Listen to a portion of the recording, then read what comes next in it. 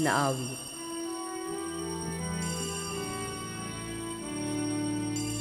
Magalak tayong lahat, si Jesu Kristo'y nabuhay, nanaig sa kamatayan. Alleluia, Alleluia. Sa ngalan ng Ama, ng Anak, at ng Espiritu Santo. Amen.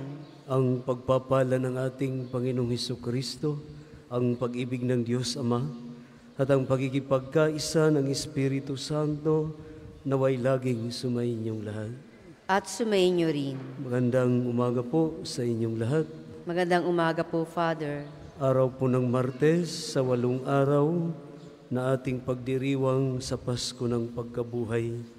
Sa banal na misang ito, isama po natin ang ating mga natatanging kahilingan.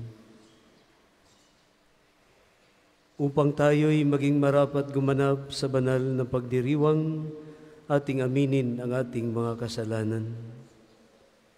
Inaamin ko sa makapangyarihang Diyos at sa inyo, mga kapatid, na lubha akong nagkasala sa isip, sa salita, at sa gawa, at sa aking pagkukulang. Kaya isinasamo ko sa mahal na Birheng Maria, sa lahat ng mga anghel at mga banal, at sa inyo, mga kapatid, na ako'y panalangin sa Panginoong ating Diyos. Kaawaan tayo ng makapangyarihang Diyos, patawarin tayo sa ating mga kasalanan, at patnubayan tayo sa buhay na walang hanggan. Amen. Panginoon, kaawaan mo kami. Panginoon, kaawaan mo kami. Kristo, kaawaan mo kami. Kristo, kaawaan mo kami. Panginoon, kaawaan mo kami. Panginoon, kaawaan mo kami.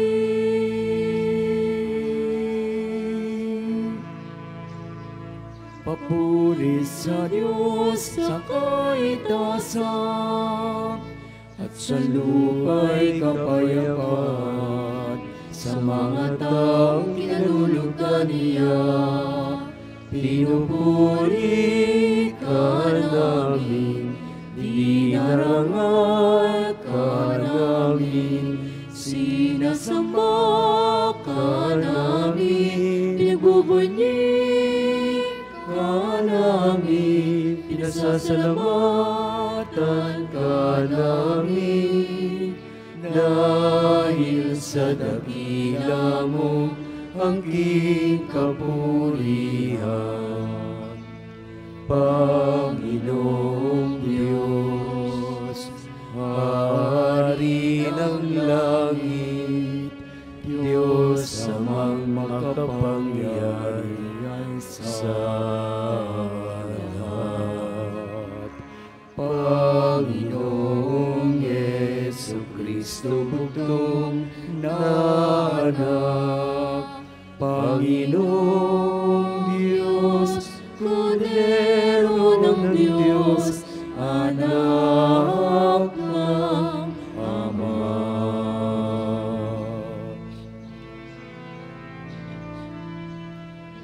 Ikaw na nag-alis ng mga kasalanan na sanlibutan, maawa ka sa amin.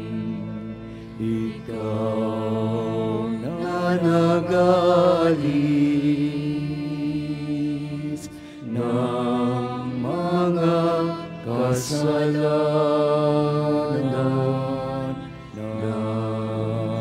sanlibutan. Tanggapin mo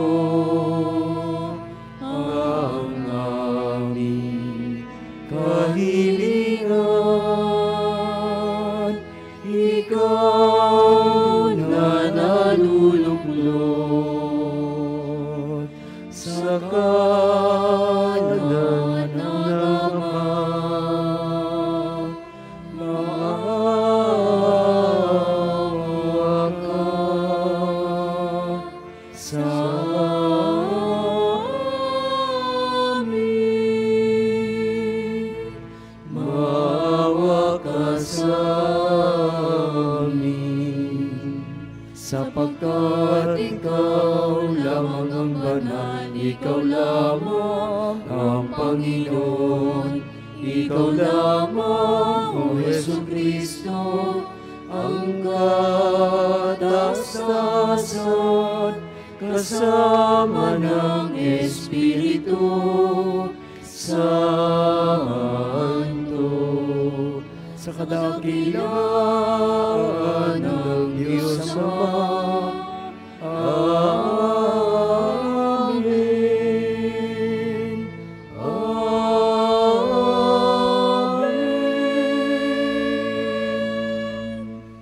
Manalangin tayo.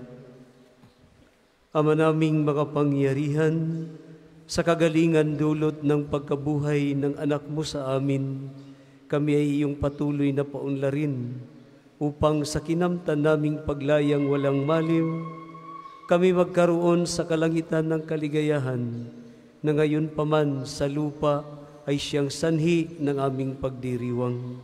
Sa pamamagitan ni Jesucristo, kasama ng Espiritu Santo, magpa sa walang hanggan. Amen. Pagbasa mula sa mga gawa ng mga apostol. Nung mga araw na iyon, nung araw ng Pentecostes, sinabi ni Pedro sa mga Hudyo, dapat malaman ng buong Israel na itong si Jesus na ipinako ninyo sa krus, siya ang ginawa ng Diyos na Panginoon at Kristo. Nabagbag ang kanilang kalooban nang marinig ito, at tinanong nila si Pedro at ang mga alagad,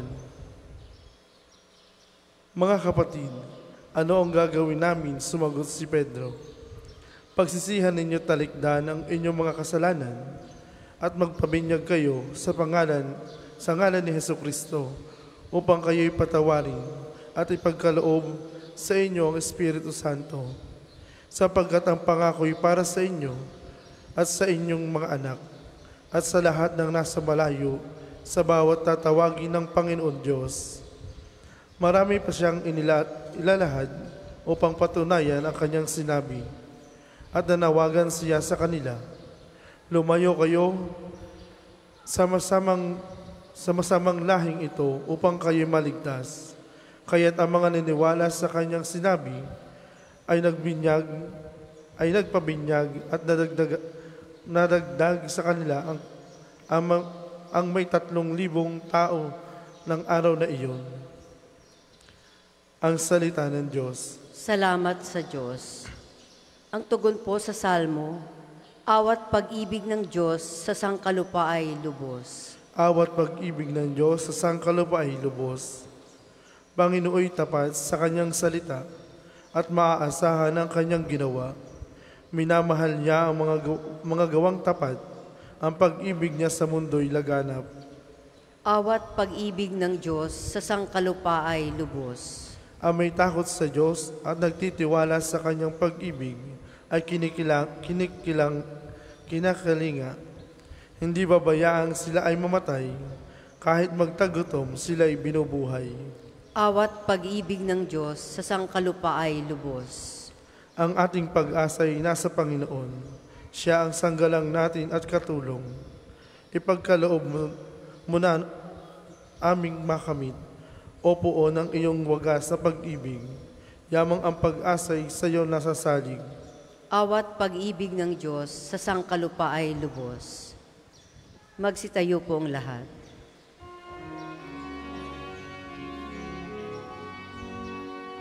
Alleluia, alleluia, alleluia, alleluia, alleluia, alleluia, alleluia, ngayong gawa ng Diyos, magdiwang tayo ng lubos, purihin ang malulubos. Alleluia, alleluia, alleluia, alleluia, alleluia, alleluia, alleluia, alleluia. Sumainyo ang Panginoon. At sumainyo rin. Ang pagpapahayag ng mabuting balita ng Panginoon ayon kay San Juan. Papuri sa iyo, Panginoon. Noong panahong iyon, si Maria ay nakatayong umiiyak sa labas ng libingan. Yumuko siya at tumingin sa loob. May nakita siyang dalawang anghel na nakaupo sa pinaglagyan ng bangkay ni Jesus. Ang isa'y sa gawing ulunan at ang isa na may sa paanan. Tinanong nila si Maria, "Ale, bakit kayo umiiyak?" Sumagot siya, "Kinuha po nila ang aking Panginoon at hindi ko alam kung saan dinala." Lumingon siya pagkasabi nito at nakita niyang si Jesus na nakatayo roon, ngunit hindi niya nakilalang si Jesus iyon. Tinanong siya ni Jesus, "Bakit ka umiiyak? Sino ang hinahanap mo?" Akala ni Maria ay siya ang tagapag-alaga ng halamanan. Kaya't sinabi niyang, "Ginoo, kung kayo po ang kumuha sa kanya, ituro ninyo sa akin kung saan ninyo dinala at kukunin ko." Maria, ani Jesus, humarap siya at kanyang sinabi, "Rabuni," ibig sabihin, Guro, huwag mo akong hawakan sapagkat hindi pa ako nakapupunta sa Ama. Wika ni Jesus. Sa halip pumunta ka sa aking mga kapatid at sabihin mong, aakyat ako sa aking Ama at inyong Ama, sa aking Diyos at inyong Diyos. Kaya't si Maria Magdalena ay pumunta sa mga alagad at sinabing, "Nakita ko ang Panginoon," at tuloy sinabi sa kanila ang bilin ni Jesus. Ang mabuting balita ng Panginoon. Pinupuri ka namin, Panginoong Hesukristo. Mapagpalang pagdating sa pambansang dambana at parokya ni Santo Padre Pio. Sa atin ngayon, pag napapakinggan po natin ang balitang muling nabuhay si Jesus, parang ordinaryo na lamang po. Subalit kung i-imaginein po natin sa kapanahunan ni Maria Magdalena, na kung saan ito ang natunghayan natin sa Ebanghelyo, isa itong balitang hindi matanggap-tanggap ng iba dahil nakita nila kung papaanong ang mga sugat sa kanyang katawan ang inulos ng kawal, ang pinagpakuan sa kanyang mga kamay at ang kanyang paa, ang tinarakan ng kurunang tinik sa kanyang ulo. Kaya napakahirap paniwalaan. At marahil ang iba'y magsasabing hindi ito mabubuhay. Subalit ang katotohanan, ito nga muling nabuhay ang ating Panginoon.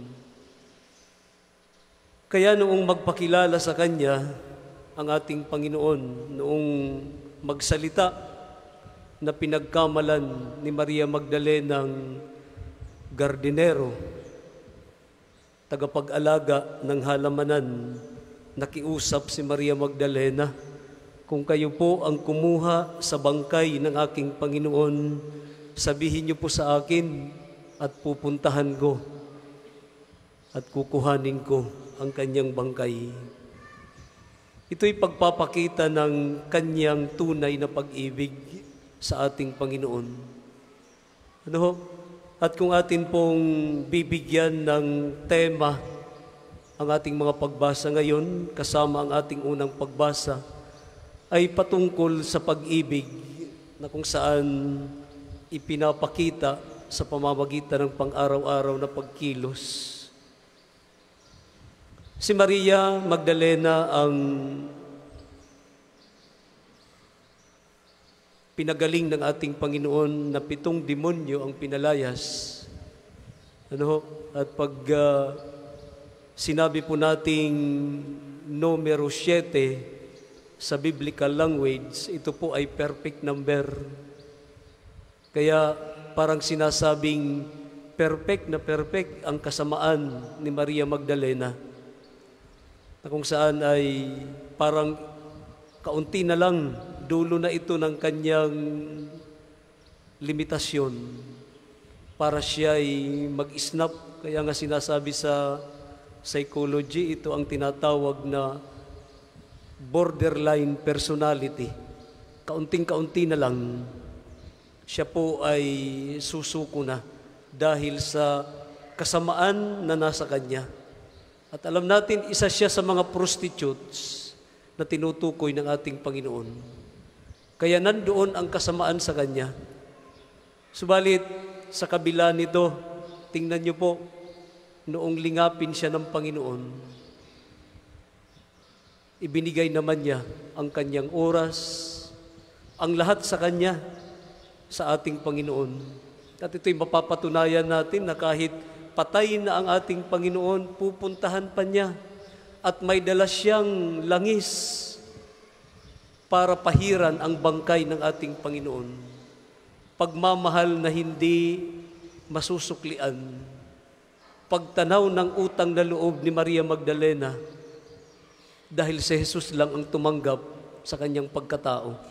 At si Jesus din ang naging dahilan para manumbalik ang kanyang dignidad bilang isang tao.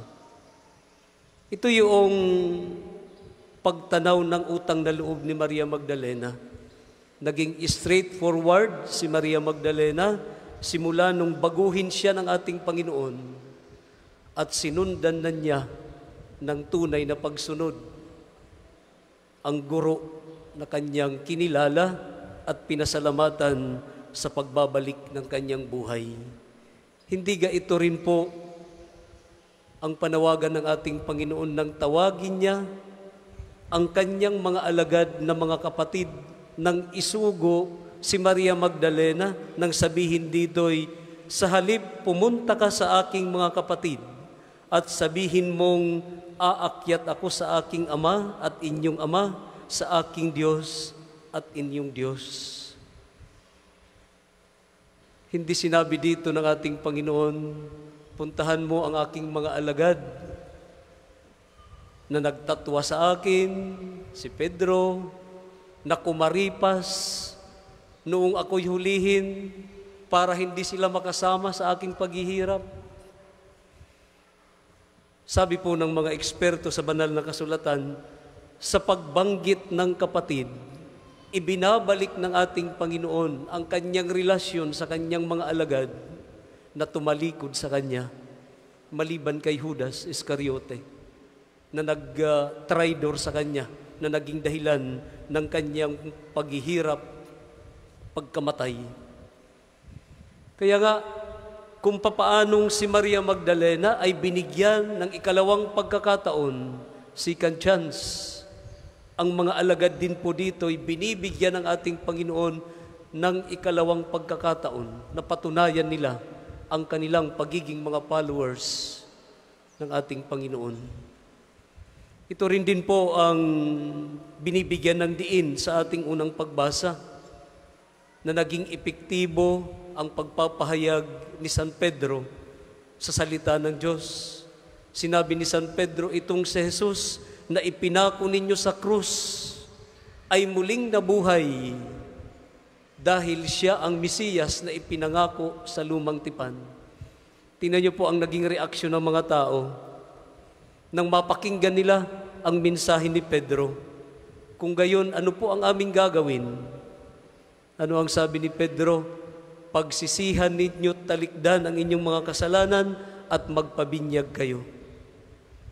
At ang sabi sa bandang hulihan ng ating unang pagbasa, 3,000 ang nadagdag sa kanila sa araw na iyon dahil doon sa pagpapahayag ni Pedro tungkol sa muling pagkabuhay ng ating Panginoon. Kung papaanong masidhi ang pagsunod ni Maria Magdalena sa kumalinga sa kanyang itinuring niyang guro, itinuring niyang master, ganun din kasidhi ang mga tao nung mapakinggan nila si Pedro sa balitang muling nabuhay ang ating Panginoon. Ganun din sa mga alagad na binibigyan ng pagkakataon, muling pagkakataon ng ating Panginoon. Ano ngayon ang hamon sa atin, my dear brothers and sisters, sa ating mga pagbasang ito? Iisa lamang po kung papaanong si Maria Magdalena, tinanaw niya ng utang na loob ang kanyang restoration bilang isang tao, bilang isang anak ng Diyos. Ang panawagan naman sa atin, pagsumikapan natin na tunay na masundan natin ang ating Panginoon na muling nabuhay. Hindi sa pamamagitan ng mga salita lamang o pagkilala lamang sa Kanya, kung hindi kailangang lakipan ng pang-araw-araw na pagkilos. Ibig sabihin, ang ating napapakinggan ng mga mabuting balita, ang ating mga nababasa, should be translated into action. At yun ang magpapatunay na tayo'y mga alagad ng ating Panginoon. Kagaya ni Maria Magdalena, kagaya sa ating unang pagbasa, ang mga taong nakapakinig kay San Pedro, at kagaya ng mga alagad na tumalikod sa ating Panginoon sa pagbanggit ng mga kapatid, pagpapatunay ng pagpapatawad. At ito rin ang naging dahilan kung bakit tinawag si Maria Magdalena na apostle to the apostles. Apostol ng mga apostoles. Dahil si Maria po, Maria Magdalena, ang binigyan ng pribilehiyo na unang makasamba sa muling nabuhay na ating Panginoon. Sa pamamagitan ni Maria Magdalena, kumalat ang balita na muling nabuhay ang ating Panginoon. Kaya nga, sa titulo na ibinigay sa kanyang Apostle to the Apostles, pinangatawanan ni Maria ang kanyang utang na loob sa ating Panginoon sa pagbibigay muli ng dignidad bilang isang tao. Amen.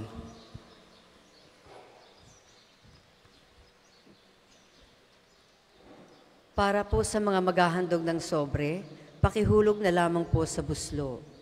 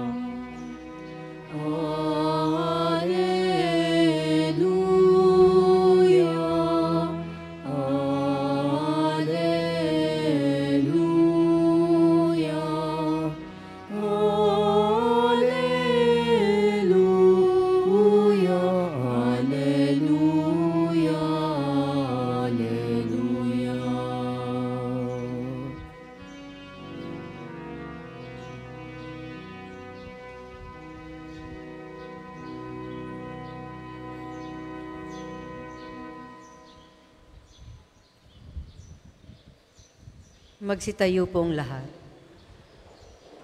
Manalangin kayo mga kapatid upang itong ating paghahain ay kalugdan ng Diyos amang makapangyarihan.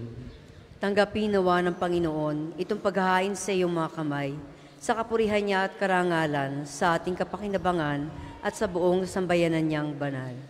Ama naming lumikha, tanggapin mo at kalugdan ang mga alay ng iyong angkan upang sa tulong ng iyong paglingap at pagsubaybay, ang bigay mo sa aming puhunan ay hindi masayang, kundi tumubo pa ng mga kaloob mong walang katapusan. Sa pamamagitan ni Hesu Kristo, kasama ng Espiritu Santo, magpasawalang hanggan. Amen. Sumainyo ang Panginoon. At sumainyo rin. Itaas sa Diyos ang inyong puso at diwa. Itinaas na namin sa Panginoon. Pasalamatan natin ang Panginoong ating Diyos. Marapat na siya ay pasalamatan. Ama naming makapangyarihan, tunay ngang marapat na ikaw ay aming pasalamatan. Ngayong aming ipinagdiriwang ang paghahain ng Mesiyas, ang maamong tupa na tumubos sa aming lahat. Ang iyong anak na minamahal ay naghain ng sarili niyang buhay. Siya ang tupang maamong umako sa kaparusahan upang mapatawad ang kasalanan ng sanlibutan. Sa pagkamatay niya sa banal na krus, ang kamatayan namin ay kanyang nilupig. Sa pagkabuhay niya bilang manunubos, pag-asa at pagkabuhay ay aming nakamit. Kaya kaisa ng mga anghel na nagsisiawit ng papuri sa iyo, nang walang humpay sa kalangitan, kami nagbubunyi sa iyong kadakilaan. Santo, Santo, Santo, Panginoong Diyos ng mga hukbo. Napupuno ang langit at lupa ng kalagyan mo. Hosana sa kaitaasan, pinagpala na paririto. Sa ngalan ng Panginoon, Hosana sa kaitaasan, Hosana sa kaitaasan. Kung hindi kayang lumuhod, ay manatili pong nakatayo ng may paggalang. Ama naming banal, ikaw ang bukal ng tanang kabanalan, kaya't sa pamamagitan ng iyong Espiritu, gawin mong banal ang mga kaloob na ito upang para sa amin ay maging katawan at dugo ng aming Panginoong Hesu Kristo. Bago niya pinagtiisang kusang loob na maging handog, hinawakan niya ang tinapay, pinasalamatan kanya. Pinaghati-hati niya iyon, iniabot sa kanyang mga alagad at sinabi, "Tanggapin ninyong lahat ito at kanin, ito ang aking katawan na ihahandog para sa inyo."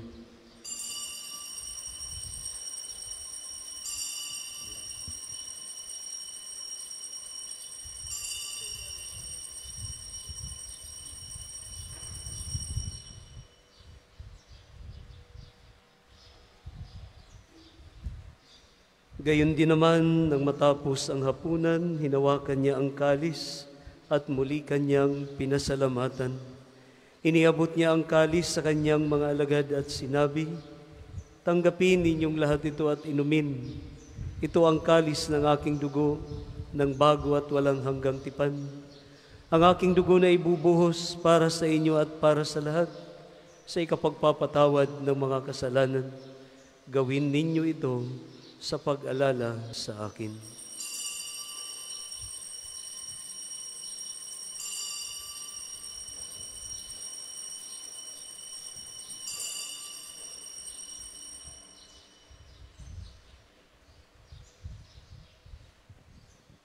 Ang misteryo ng pananampalataya.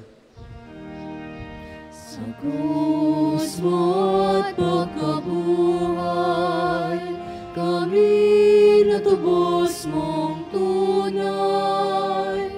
Pong Jesus,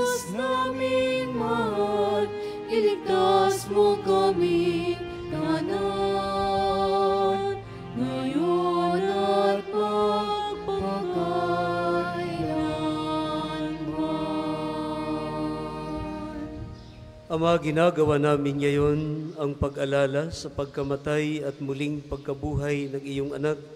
Kaya't iniaalay namin sa iyo ang tinapay na nagbibigay buhay at ang kalis na nagkakaloob ng kaligtasan.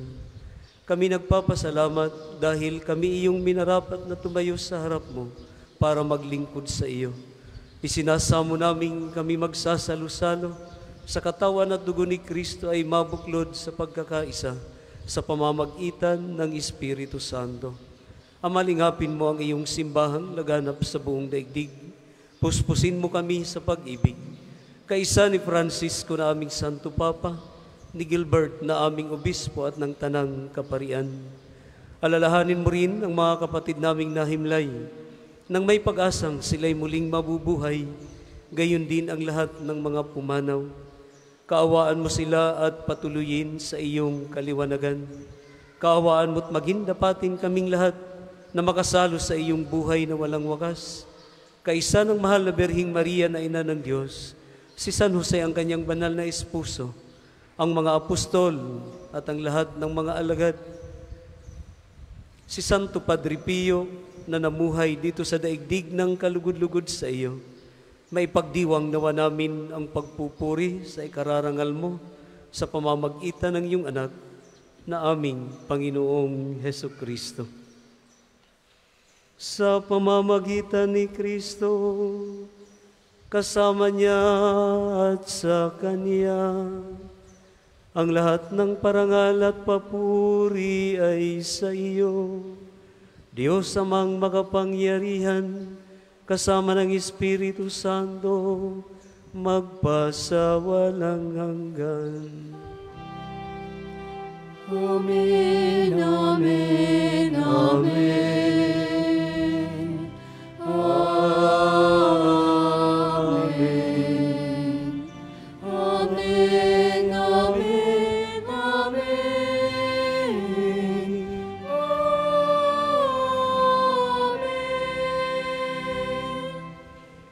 Sa tagubilin ng mga nakagagaling na utos at turo ni Jesus na Panginoon natin at Diyos, ipahayag natin ng lakas loob.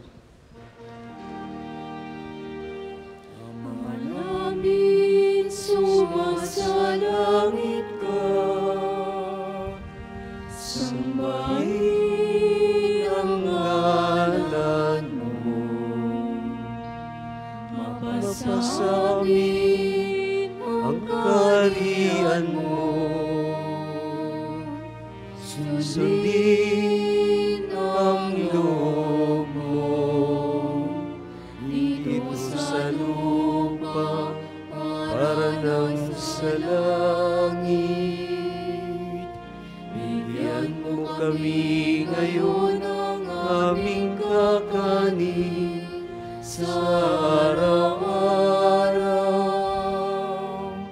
at patawarin mo kami sa aming mga sala, para ng pagpapatawad namin sa nagkakasala sa amin.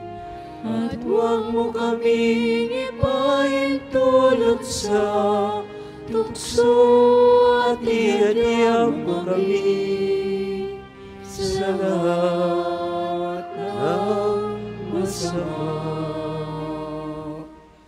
Hinihiling namin kami adya sa lahat ng masama, pagkalooban ng kapayapaan araw-araw, iligtas sa kasalanan at ilayo sa lahat ng kapahamakan, samantalang aming pinananabikan ang dakilang araw ng pagpapahayag ng tagapagligtas naming sa Hesukristo. Sapagkat iyo ang kaharian at ang kapangyarihan at ang kapurihan magpakailanman. Amen.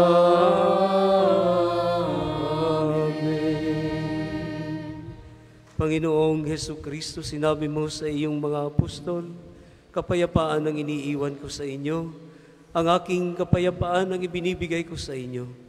Tunghayan mo ang aming pananampalataya at huwag ang aming mga pagkakasala. Pagkalooban mo kami ng kapayapaan at pagkakaisa ayon sa iyong kalooban, kasama ng Espiritu Santo, magpasawalang hanggan. Amen. Ang kapayapaan ng Panginoon, naway laging sumainyong lahat. At sumainyo rin. Magbigayan po tayo at maghangad ng kapayapaan sa isa't isa.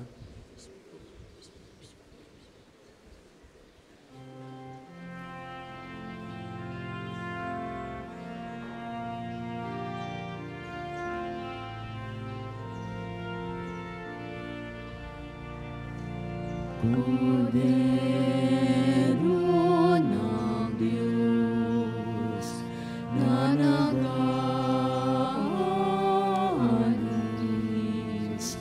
ng mga kasalanan ng sanlibutan. Maawa ka sa amin, maawa ka sa amin.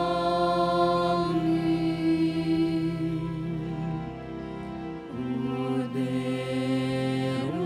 ng Diyos na nag-aalis ng mga kasalanan ng sanlibutan.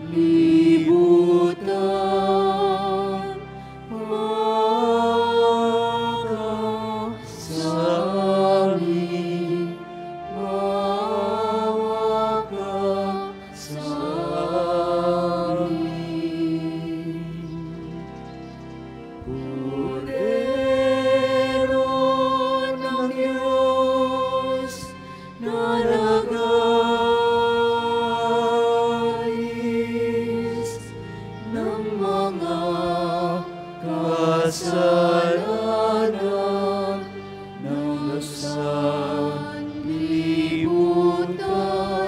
ipagkaloob mo sa amin ang kapayapaan.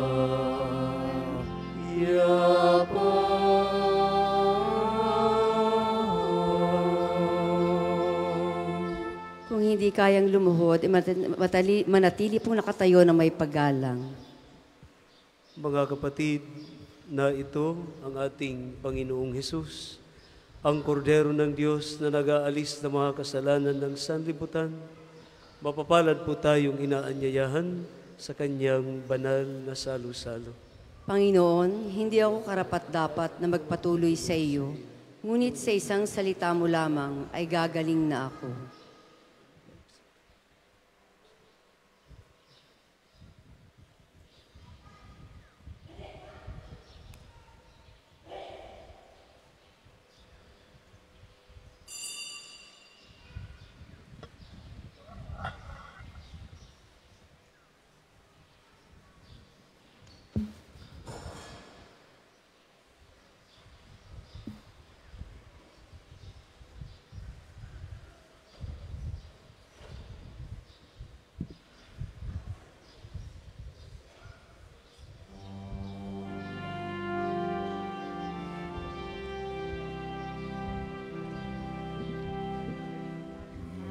Ito ang araw na ginawa ng Panginoon.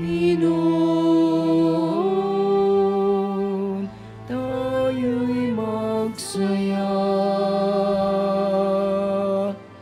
at magalak.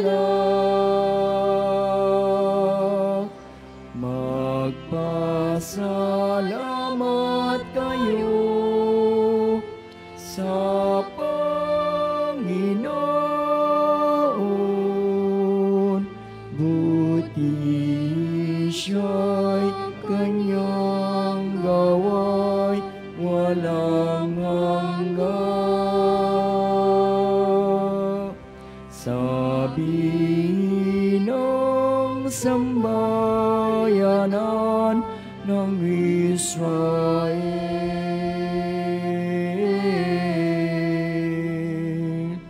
Walang hanggan kanyang awa. Ito ang araw na ginawa ng Panginoon. Tayo'y magsaya at magalak. Kanang kamay ng Diyos sa'yo'y humango. Bibisig niya sa'yo'y ang kagapagtanggol.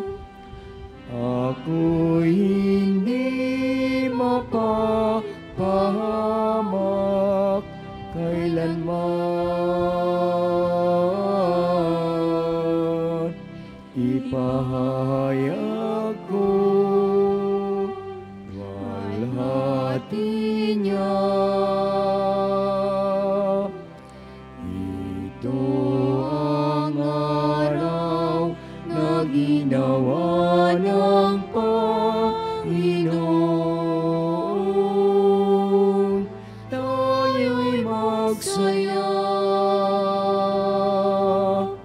at magalak. Ito ang araw na ginawa ng Panginoon. Tayo'y magsaya at magalak. Magpasalamat kayo sa Panginoon. Buti siya'y kanyang gawa'y walang hanggan. Sabi ng sambayanan ng Israel.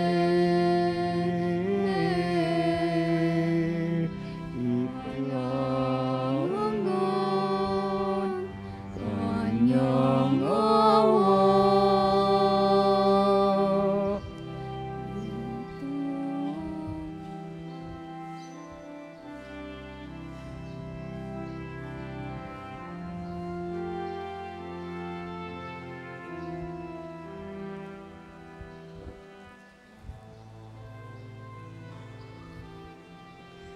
Ang second collection po ay para sa patuloy na pagpapaunlad ng parokya at pambansang dambana ni Santo Padre Pio at para sa mga pangangailangan ng matatanda at may sakit na mga pari ng Archdiocese ng Lipa. Salamat po sa inyong handog.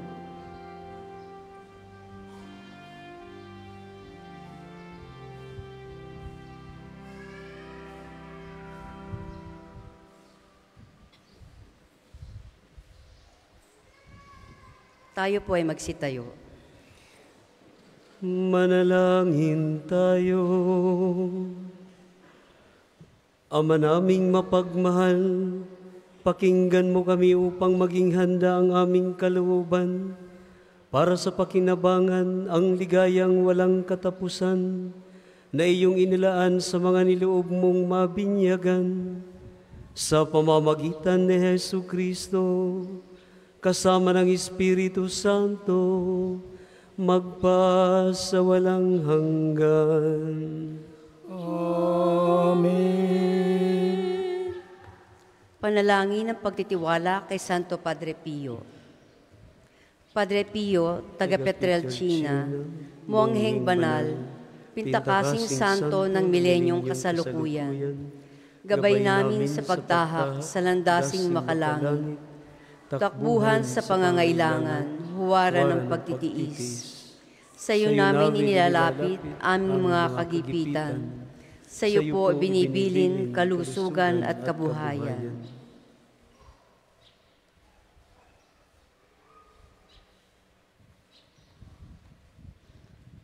Di man karapat-dapat, kami po ay pagbigyan, bendisyonan at basbasan, maging ganap sa buhay. Lumayo nawa kami, umiwas sa kasalanan, lumapit lagi sa Diyos, maging matatag at matibay. Sa mabuting balita ng pagliligtas, turuan mo kami nawa, sa tuwina ay makinig, magnilay at sumampalataya. Amin pong pakiusap itong mga kahilingan. Puso ay nagsisisi, nagtitikang taimtiman. Di na muling magkasala, sunod lagi sa Diyos Amang, kaysa ng Espiritu at ni Jesus na tagapamagitan. Amen. Magsiupo po sa ilang patalastas. Una, sa inyong pagdalaw sa pambansang dambana, mangyaring pakaingatan ng inyong mga personal na gamit. Hangad namin ang isang matiwasay at maayos na pagbisita sa National Shrine. Ikalawa, sa pagnanais nating palawakin ang dokumentasyon at datos ng mga pilgrims and devotees na bumibisita sa pambansang dambana, kami po ay nag-aanyaya sa inyong lahat na makilahok sa ginagawang pagkalap ng impormasyon na makakatulong sa pagpapaunlad ng ating turismong pangsimbahan. Makikisuyo po kami na paki-scan ang QR code na inyong makikita sa paligid ng simbahan at pakikumpleto ng mga impormasyong kinakailangan. Makakaasa po kayo sa aming pag-iingat ng private information na inyong ibabahagi bilang pagsunod sa batas ng Data Privacy Act of 2012. Ang inyong pakikiisa ay malaking tulong at susi sa tagumpay ng proyektong ito. Ikatlo, ng buwan. Mayroon po tayong prosesyon sa karangalan ng Mahal na Birhen sa ganap na 5 ng umaga na sisimulan natin sa harap ng Fountain of Hope. Ang mga sasama ay naanyayahang magdala ng kandila. Ang susunod pong misa ay sa ganap na 12 ng tanghali. Maraming salamat po at mangyaring panatilihin natin ang kalinisan, katahimikan at diwa ng pananalangin sa loob at labas ng ating mga simbahan. Magsitayo na pong lahat para sa pagbabasbas ng religious articles. Mga kapatid, manalangin tayo sa Diyos Amang makapangyarihan upang tayo ay maging kawangis ni Kristo sa taimtim na pagdalangin sa tulong ng mga larawan at ng mga dasalan. O Panginoong Diyos, Ikaw ang bukal ng lahat ng pagpapala at biyaya. Ibuhos po ninyo ang inyong bendisyon sa iyong sambayanan na nasa iyong harapan, kasama ang kanilang mga gamit sa pananalangin na nagpapaalala ng iyong kabutihan, kabanalan at pagmamahal sa amin, upang ang lahat na dumulog at magdasal ay magtamo ng iyong awa at biyaya. Loobin mong tularan namin ang iyong kabanalan at ang kabanalan ng mga santo magpa sa walang hanggan. Amen.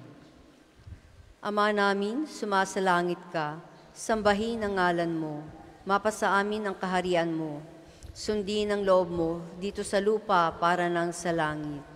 Bigyan mo kami ngayon ng aming kakanin sa araw-araw at patawarin mo kami sa aming mga sala, para ng pagpapatawad namin sa nagkakasala sa amin, at huwag mo kaming ipahintulot sa tukso, at iadya mo kami sa lahat ng masama. Amen.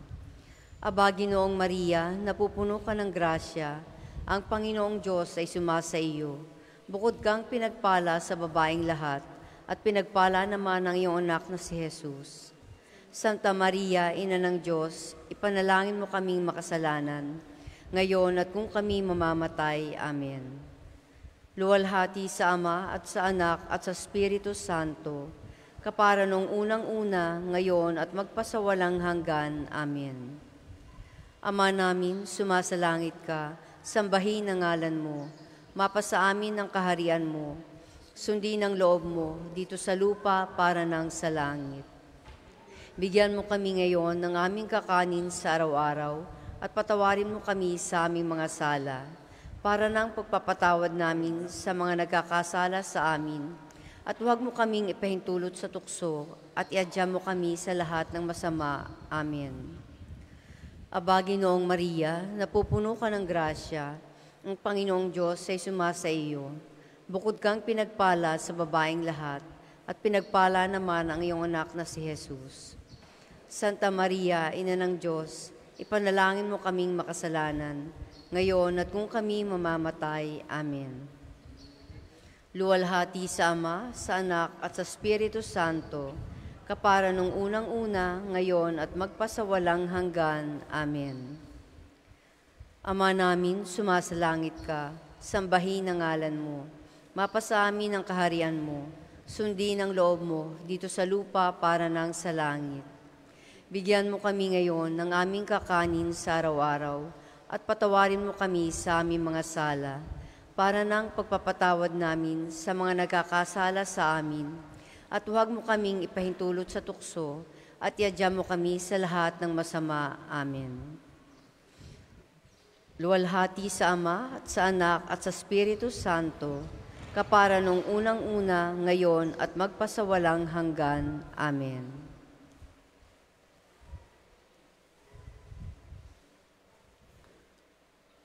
Sumainyo ang Panginoon. At sumainyo rin. At pagpalain po kayong lahat ng makapangyarihang Diyos, ang Ama, Anak, at ang Espiritu Santo. Amen. Naialay na po ang banal na misa. Humayo kayong mapayapa. Alleluia, Alleluia. Salamat sa Diyos. Alleluia, Alleluia.